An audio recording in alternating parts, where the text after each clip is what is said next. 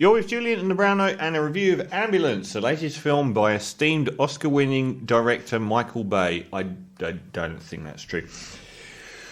See, I've given Michael Bay a lot of chances because I think that deep down he is a good filmmaker.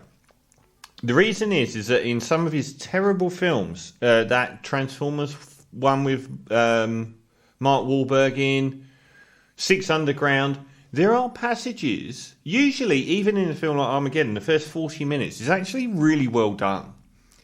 It's well helmed. It's, the introduction to the characters is good.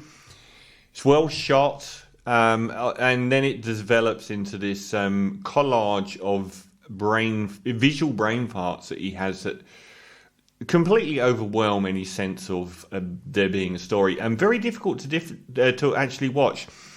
I think I actually reviewed that Mark Wahlberg Transformers film, and it wasn't even the worst one. And I think I actually set it going about 4 times because after it got to sort of the midsection and it was overwhelmed by all of the effects and everything, I just kept finding myself looking at the wall and going, "Oh, I'm watching this film," and just really struggling to get through.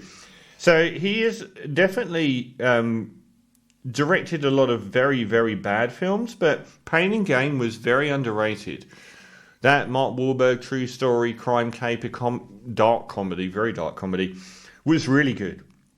13 Hours, The Secret Soldiers of Benghazi, did he actually direct that? Because he did a good job, I thought. I thought he did pretty good. And Six Underground was bookended by some horrible Michael Bay-isms.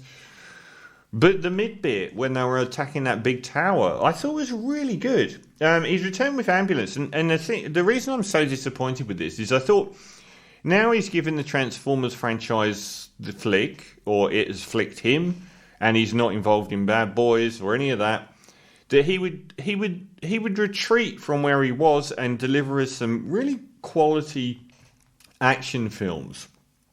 And that's not been the case with this film, which is his best reviewed film in ages. I am so shocked by that. So this features, for some reason, that only Jake Gyllenhaal knows, Jake Gyllenhaal, one of the finest actors of his generation, Yahya Abdul-Mateen II, who's been quite a lot, and the Mexican actress Isa Gonzalez, who's been in a lot. She was in the last Godzilla film. And it centers around bank robbers. So the Yahya Abdul-Mateen character, his wife's really sick. He's got an infant son, and his wife needs very expensive surgery. He goes to tap up Jake Gyllenhaal. Jake Gyllenhaal says, "You want the money? Come on this bank robbery job." So they go on the bank robbery job, and everyone's killed apart from them. And the ambulance with Isa Gonzalez and whoever the driver is, very, very poor, no-mark performance, are kidnapped by them to get out of this, this Federal Reserve style bank. Everyone's lying around on the floor dead, so the ambulances start coming up, so they kidnap the ambulance drivers. And the rest of the film is a chase movie where they're inside the ambulance, where a cop has been shot and is, being looked after by Isa Gonzalez. That was actually a clever plot point because it gave you a reason to believe that the police would not, shut this vehicle down more than they did. And they go through the city for the rest of the movie being chased by the police, and toings and froings with the characters. Jake Gyllenhaal's a really nasty one. Yahya Abdul is a really nice guy underneath and forms a bond with Isa Gonzalez character. It's absolute crap. Everything about it was awful. Nearly. So the worst things about Michael Bay are undoubtedly editing. He's got the worst track record of editing in movie history. If you need one shot, he will give you 5 edits for no reason, usually of jerky shots that aren't framed well. And it's nightmarish and headache-inducing and artistically awful and aggravating. And in combination with that is he cannot let a camera sit still. He does so many swirling shots. He is the embodiment of somebody that is making a 3-minute rap music video with dancers in it, but does that for 2 hours, which is so aggravating. Now, the last few films he's done, there have been high points here and there. Pain and Gain wasn't full of that level of editing and relentless camera work. You actually got to see actors on the screen talking to each other for more than 3 or 4 seconds at a time.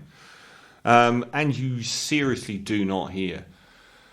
From the start, I was like in agony from the word go with this film. This is one of the worst examples of his poor filmmaking side I have ever seen, and that is really saying something. The other part is that his writing of characters can be awful. Again, Pain and Gain, it was the characters were brilliant. Rock and Mark Wahlberg were really well-defined characters. Everyone here is really, really badly defined. Cut out caricatures where you would have more personality and depth on the actual caricature. They are uniformly terrible. Apart from Isa Gonzalez, the only actor that actually walks out of this with their head held high. She does nothing wrong. She's perfectly fine throughout the film. I don't know how. She must have some great skill. Jake Gyllenhaal, brilliant actor, is just awful. His character is so bad. Most of the characters are defined on the back of a crisp packet in like 3 seconds and never move from that point. And you can't care about anything that happens to anyone.